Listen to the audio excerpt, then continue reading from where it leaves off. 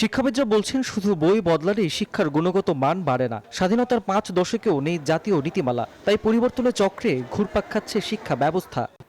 কখনো সৃজনশীল, কখনো অভিজ্ঞতা ভিত্তিক, কখনো আবার মূল্যায়নের নতুন পদ্ধতি। সরকার বদলের সঙ্গে বদলে যায় শিক্ষাক্রম। পরিবর্তনের পথে হাঁটছে বিএনপি সরকারও। এমন অবস্থায় স্থায়ী নীতিমালার ওপর জোর দিচ্ছেন শিক্ষাবিদরা। তারা বলছেন শুধু বই বদলানোর চক্রে ঘুরপাক খেলে চলবে না, বাড়াতে হবে শিক্ষার মান। রাশেদ রায়হানের প্রতিবেদন। কখনো পরীক্ষা, কখনো গ্রেডিং, আবার কখনো বা শিক্ষা কারিকুলামেও আসে নতুনত্ব। বারবার পরিবর্তন, দেশের মেধাবী শিক্ষার্থীরা যেন গিনিপিগ।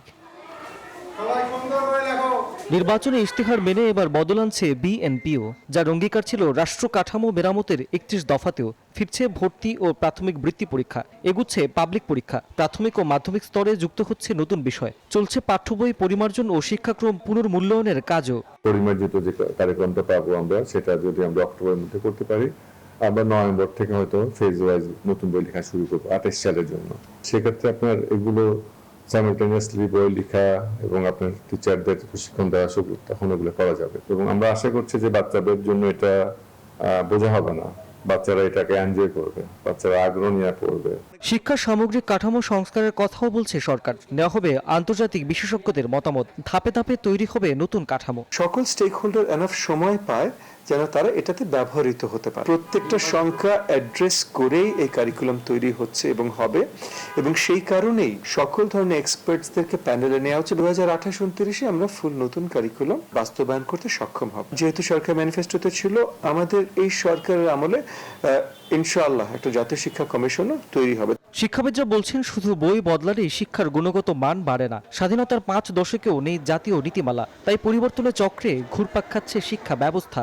বসুন্ধরা টিস্যু, অশুদ্ধতার বিরুদ্ধে এক বিন্দুও ছাড় নয়। প্রথমেই পাঠ্যপুস্তক পরিবর্তন পরিমার্জন কিন্তু প্রথম কাজ না।